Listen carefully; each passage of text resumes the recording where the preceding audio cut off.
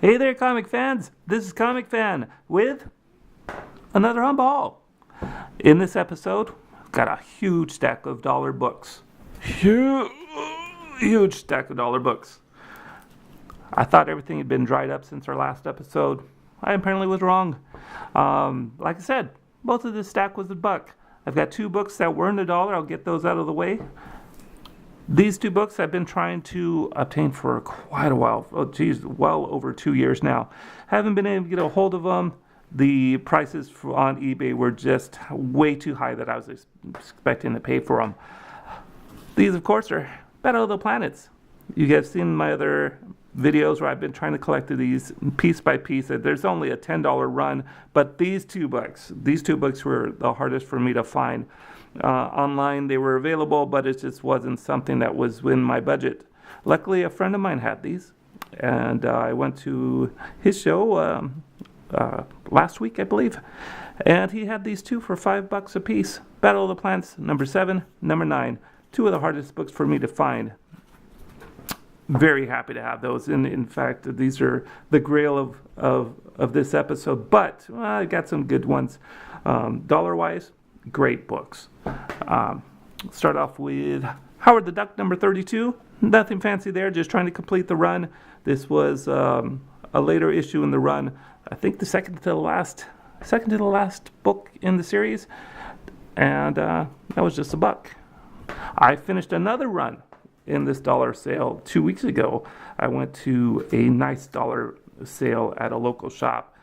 Great stuff. I got She-Hulk number 5, She-Hulk number 6, She-Hulk number 9, She-Hulk number 11, and She-Hulk number 15. And that book is just ridiculous.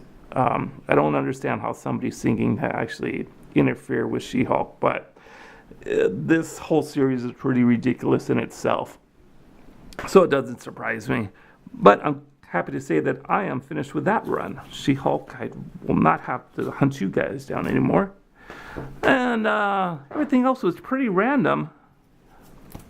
In addition to that, at the dollar sale, I got Scottie Young's Wonderful Wizard of Oz, number 1 of 8.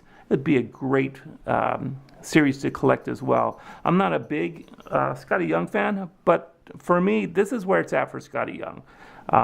Not so much with the Marvel superheroes and stuff. I really enjoy his artwork in the Wizard of Oz series. Here's another book I've been wanting to collect. Great price for $1. Avengers number 221.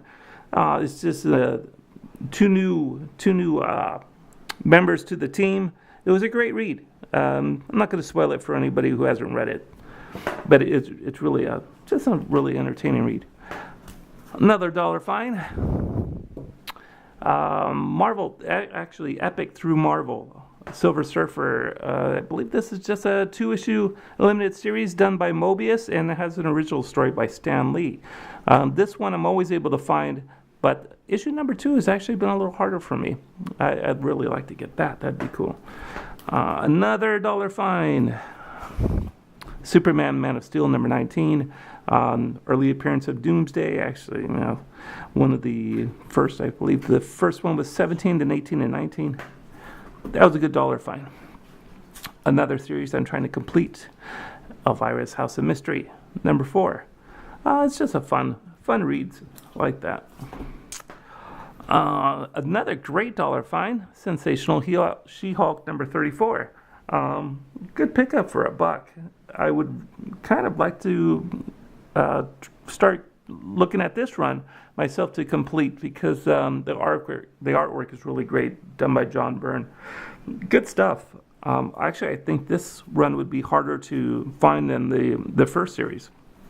And then while I was out there digging in the boxes, I saw one of the people that view my channel, Victor. He was out there, and we talked quite a bit. Really fun catching up with Victor always. He suggested I pick up this book. He handed this one to me, Ultimate XMen number 75. A great Michael Turner cover that I was happy to receive. And yes, I picked it up for $1. Couple more. These are great pickups for $1 for anybody who doesn't have these issues. It's always good to get these reprints of Silver Age classics of Green Lantern, Green Arrow number 76, and House of Secrets number 92. Another great thing I thought I'd find, I didn't even think this would be in a dollar bin, but it was Fraggle Rock number 1. Any kind of Star Comics number 1 is worth a pickup, and definitely for $1. I couldn't pass this up. This was not going to stay in the bins. And here was something I found, I believe, at a local show last weekend or 2 weeks ago. This was very interesting. It's What If number 7. What if someone else besides Spider-Man had been bitten by the radioactive spider? In this issue, they actually show Flash Thompson and how he would look as Spider-Man. Not necessarily as Venom, but I thought this was kind of a key to show what he would be like with spider-like abilities. It's really cool because they, inside the book, they do a couple of costume designs for both Flash Thompson and Betty Brant as Spider-Girl. So you get essentially the first appearance of a Spider-Girl in this kind of issue. Although it's not the original Spider-Girl, it's actually Betty Brant. And let's see, the end of the dollar sales from the shop I went to, I found this. Another copy of Adam, Legend of the Blue Marvel, number 1. And this was a great pickup. Actually, it's in better shape than the one I had picked up in the last episode. So, great, really great. Really happy about that. And my last stop yesterday, I went to a shop. They had a dollar bin. Then the box actually said $5 a piece. I probably would still pay $5 a piece, but I actually asked the person behind the counter how much they were. He said they were $1 a piece. I couldn't say no to that, so I picked up 4 more issues.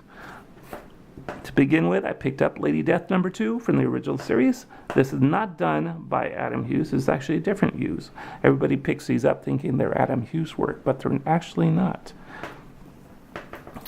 Another one I picked up, another Scottie Young, Amazing Spider-Man number 611, second print variant.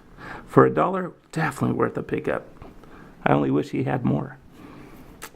And finally, my last 2 books of the haul. These were $1 a piece.